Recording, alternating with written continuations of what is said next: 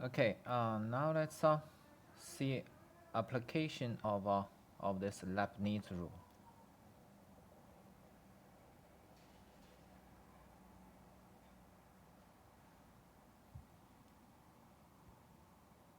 Okay, so we're going to prove or compute the integral from 0 to 2 pi EIS over EIS minus Z ds is equal to 2 pi if Z has absolute value less than 1. Alright. Uh, okay, so the strategy is the following. We are going to connect this function, this integrand, to another function with a uniformly continuous path. So basically, we have f, let's call it s, connected to g of, I use g, so let's not use g. Let's use f1 of s. Okay, and this connection is denoted by t, like for each moment you have ft of s. Okay, so we get a continuous family of a function. The starting function is f, the ending function is f1, and we show that this integral from 0 to 2 pi f1 of s ds is equal to 2 pi. Why we show this? Possibly it's easy to compute. Okay, this one is easy. Assume it's easy. We have to find them. And also we show that this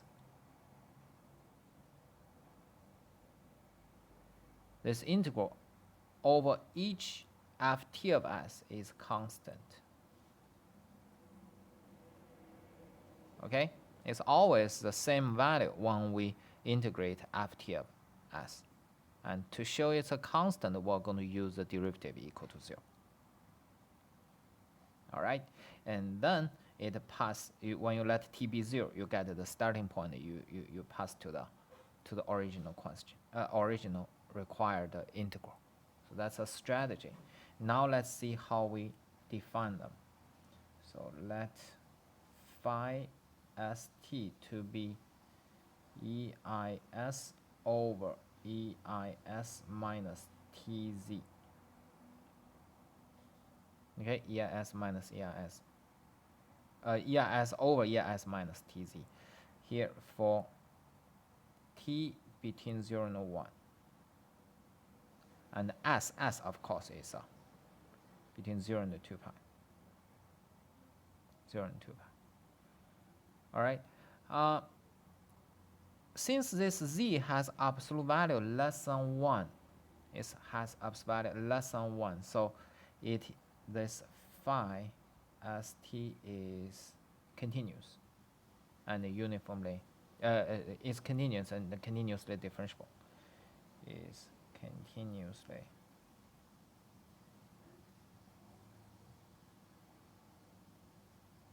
differentiable. Why we mention this? This is less than 1. If it's equal to 1, if the modulus is equal to 1, then this denominator would be 0, certain moment. If, okay, so modulus of equal to 1 is not proper, is not proper for integral 0 to pi EIS over EIS minus ZDS, because EIS will be definitely be equal to Z for certain S, and the modulus of Z is greater than 1 is not proper for integral 0 to pi EIS minus TZ ds, for some t, because modulus of z is greater than 1, but for some smaller t, t times z will be equal to 1, then this does not make sense. So that's why our z must have modulus strictly less than 1. Then this whole thing is well defined. This whole thing is well defined. All right, so that's a reason we require this, and with this phi st. Okay, now we get g of t integral 0 to pi phi st dt ds. Well, it's continuously differentiable. You just differentiate. This argument just makes sense. It is well defined. It's well defined. Well, this is continuously continuously differentiable.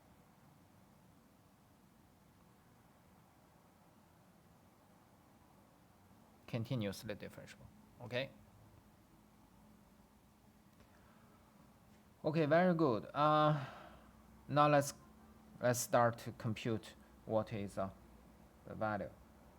When t is equal to 0 and t equal to 1. When t is equal to 1, it's an initial function. So the other part will be something easier. When t is equal to 0, we get phi s0 ds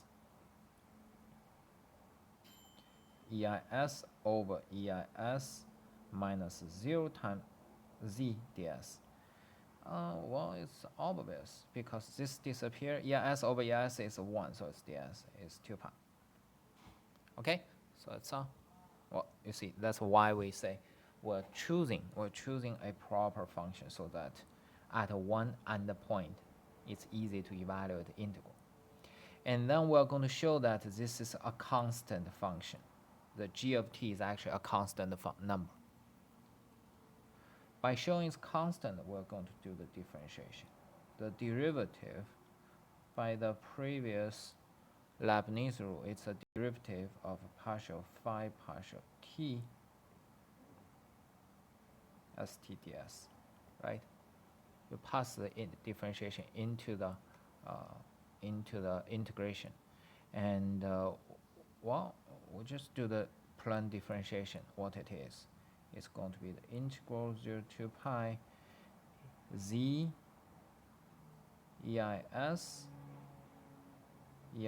minus tz squared ds. Okay, this is the derivative, partial phi partial t. You just try it. It's definitely this one. All right, so we're going to show it's equal to 0. So we have to evaluate this. Then this is z EIS minus tz. We integrate about s, so we're going to find the antiderivative of the function with respect to s squared, right? So what is the antiderivative? It should be certain capital phi prime of s, capital phi prime of s, then implies capital phi of s is equal to z I and EIS minus tz.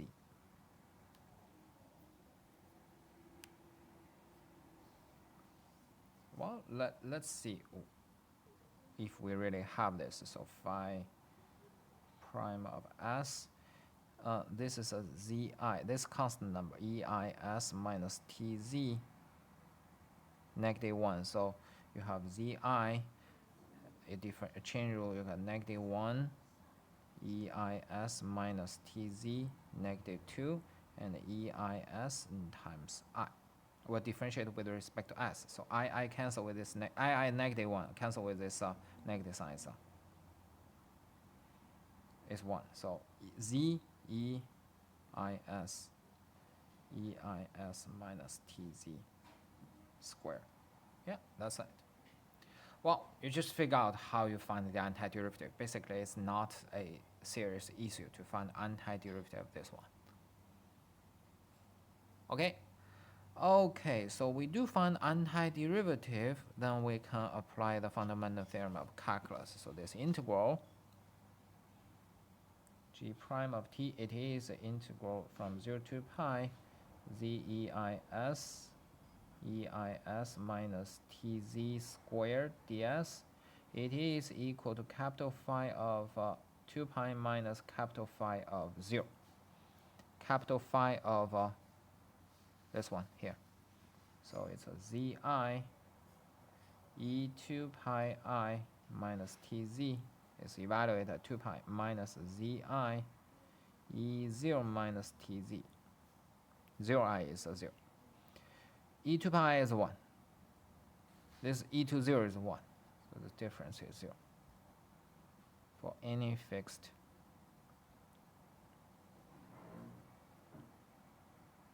t between 0 and 1. So g prime is 0, then g is a constant function. G is a constant function. G is a constant function. Excellent. G is a constant function. G of 1 is equal to G of 0 is equal to 2 pi. End of the discussion. Right? You see, the strategy is very interesting. The constructive or the essential part is to find this phi st, and also after you do the differentiation, you should be able to find the antiderivative and make sure that the difference of evaluation of antiderivative at two endpoints should be 0. Right? So here, this one is not extremely difficult, but it will take a little bit of minutes to find the antiderivative. Okay. So we showed that this integral is equal to 2 pi. We showed this integral is equal to 2 pi. All right.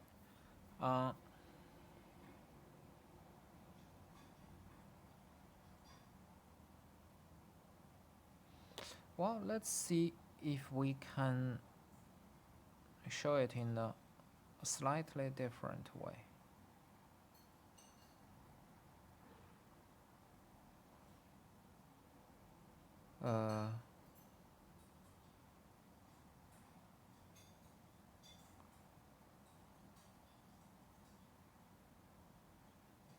Well, anyway, let's not do it. Let's not do it. I'm thinking something else.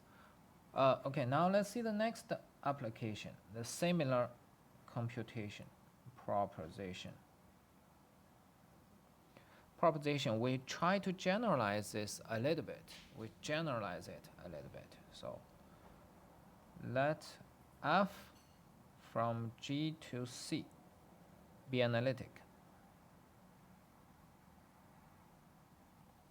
And suppose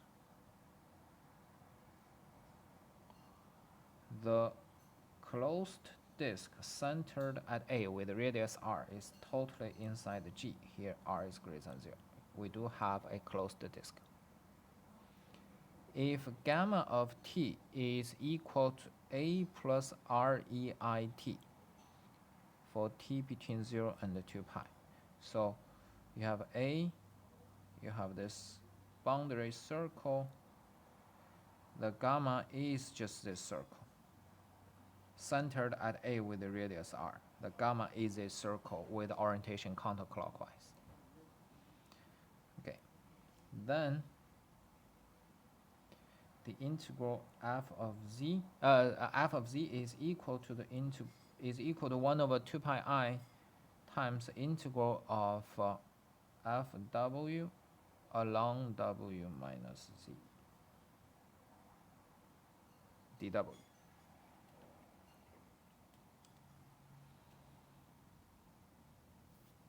All right. So this is a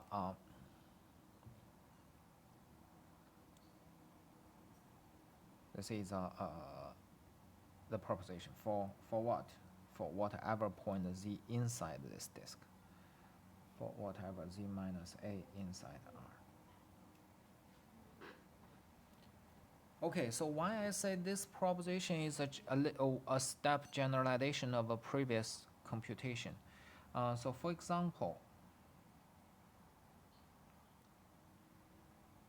but still this proposition is a special case of the even more general formula. It's called the Cauchy integral formula. But here let's unify them. So for example, if we let f of z to be constant 1, and a is 0, r is 1. A is 0, r is 1, okay? Then what we have, f of z is constant 1 over 2 pi I. And integral gamma is gamma of t is going to be EIT. Gamma t, gamma s, it doesn't matter. So one w is EIT, is gamma t. So dw is EITI dt. Okay, so the integral along gamma means it's from 0 to 2 pi. Fw is 1. Remember, Fw is 1, you don't see it. dw is EIT times I and dt. W is EIT minus z. Z minus a, z minus 0. Modulus of z is less than 1, the same thing. Z less than 1. And this I cancelled.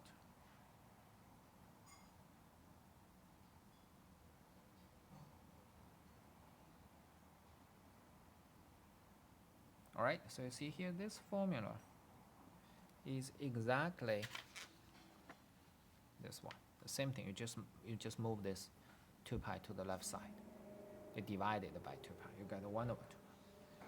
So what we have, this proposition 2.6 is a small step generalization of a, not small, but it's a generalization of a computation we just had. Okay, you see here, fz is a constant, 0 and 1, and everything will be worked out. All right? Okay, now let's try to prove it. Here is just a step to unify those two computations. Now let's really prove proposition 2.6.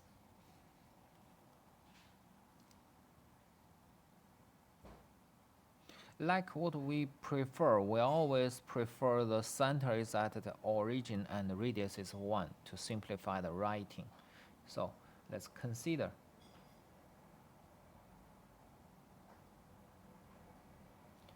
G1 is a set 1 over R, z minus a, here z inside G. So when we transform G, we shift the center from 0 to A. From 0 to A. When z is A, it becomes 0. And we shrink or amplify the radius. We make the radius R 1, okay? And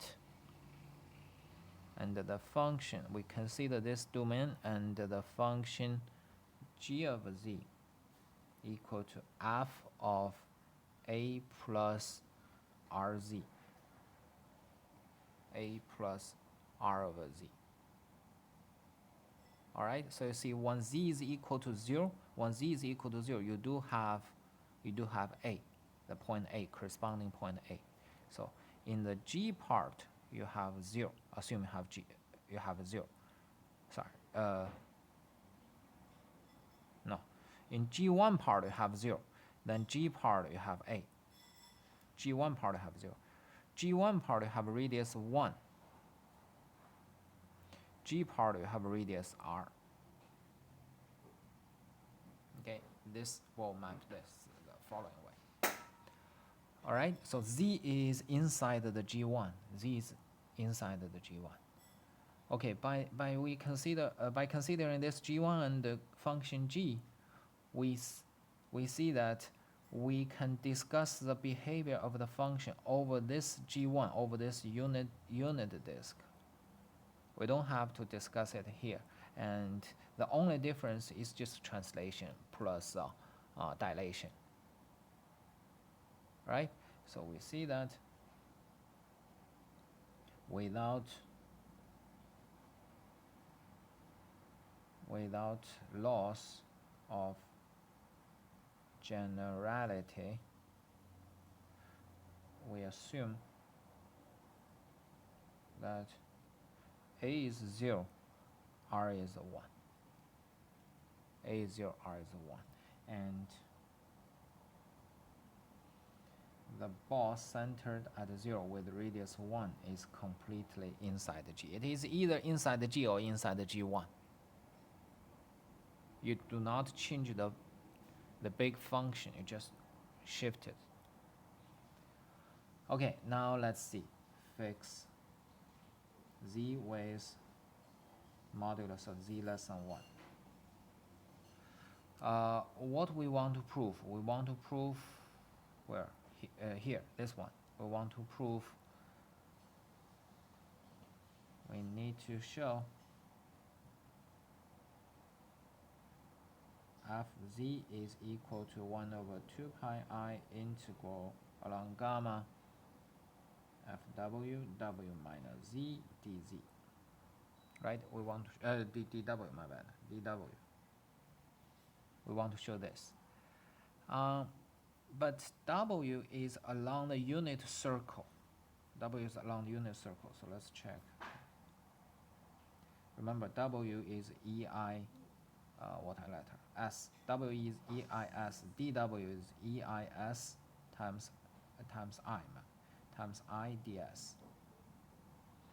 Okay, so integral from 0 to 2 pi f eis and eis I eis minus z ds, and you cancel I, you will have 1 over 2 pi integral from 0 to 2 pi f eis minus z ds. So we need to show this stuff, and this stuff, this is a constant independent of s. So f of z, remember it's a constant, so you integrate along 0 to pi f of z ds. It is equal to f of z times 2 pi divided by 2 pi. Right? So what do? We are going to show, this integral is equal to this integral, or the difference of these two integrals is equal to 0. They both multiply by 1 over 2 pi, so we need to show that integral 0 to pi, this is big expression, f eis minus z, and minus f of z ds is equal to 0. Right? So we're going to show this integral of the difference is equal to 0.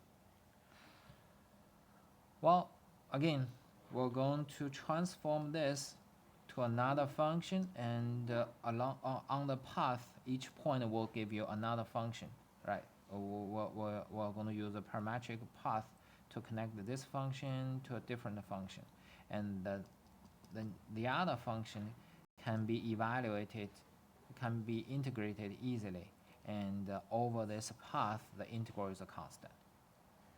That's the same strategy. So here we define phi st equal to what? I'm going to modify this part. So it's a phi of z plus t eis minus z. All right, just make this complex. And eis over eis minus z and minus f of z.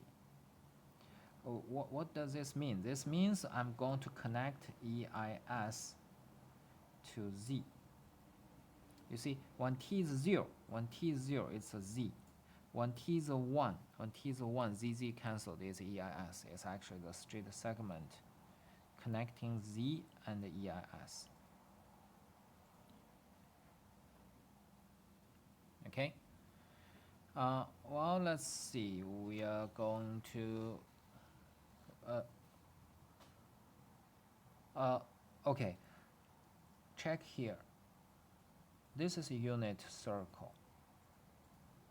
Center is origin, and this is EIS, and this is z. Z is inside the unit circle. So this whole segment is still inside the unit disk. Every point of this on this segment will be inside the disk. So this F is well defined. EIS and Z are in the closed disk. So F of Z plus T times EIS minus Z is well defined. So actually here we use that this circle is a convex set, right? And phi is well defined and continuously differentiable.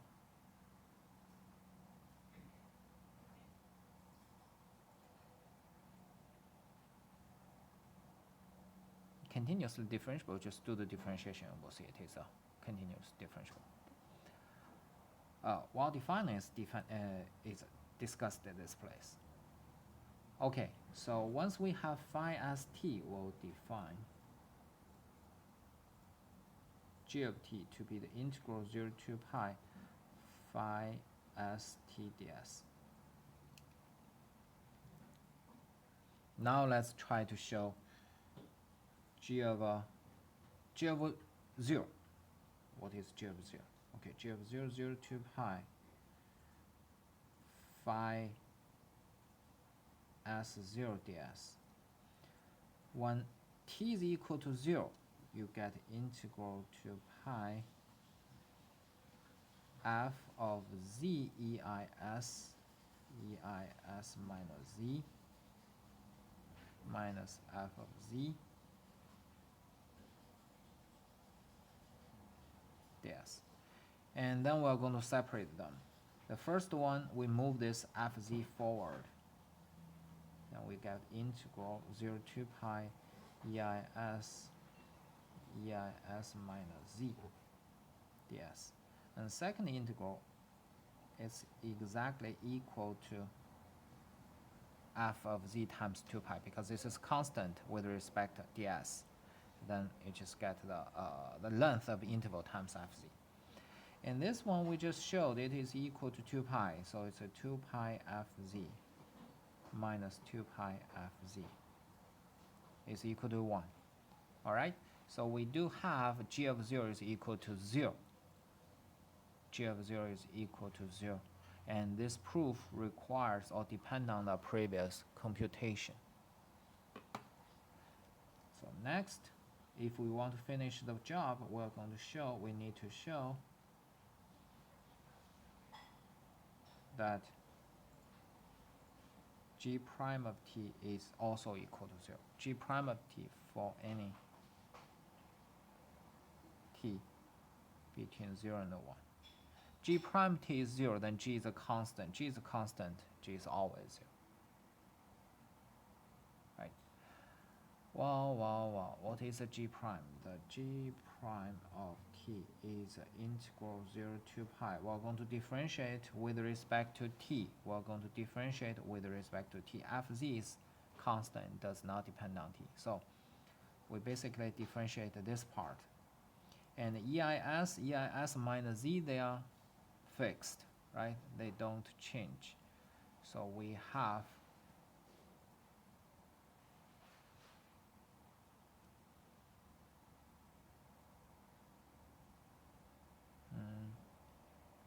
a second what I'm trying to say. Yes, we're going to have EIS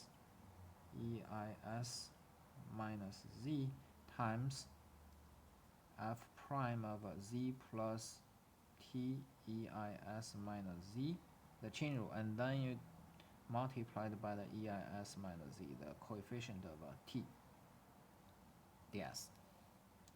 And you cancel this denominator with this extra coefficient. You get the integral 0 to pi EIS f prime of Z plus T EIS minus Z ds. This is how you get this in the textbook. All right. So we're going to show this is equal to 0. How to show the value is equal to 0? We're going to find the antiderivative. So check here. We have capital Phi prime of S is EIS f prime of Z plus T EIS minus Z. All right. So we find antiderivative. It is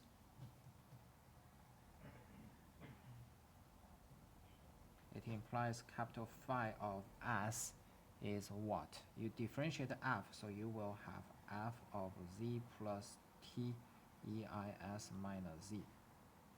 Check this. What happens if we differentiate with respect to S? We will have Phi prime of S, F prime Z plus T EIS minus Z times T EIS and I. But here I don't have T, I don't have I, so I need to divide by TI. Do I have this? Yes. This is the function. This is a function. The antiderivative of this integral. And in the textbook, they lift this I upward and get a negative I. But in principle, it's this one. Okay?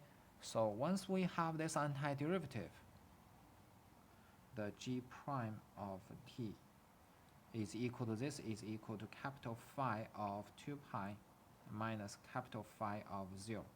So you get 1 over Ti of 2 pi f Z plus T e 2 pi I minus Z minus 1 over Ti f of Z plus T E0 minus Z. This is 1. This is also 1. But whatever, once they are equal to 1, I don't care what f is, this difference is equal to 0. The difference is equal to 0. G of T is a constant function.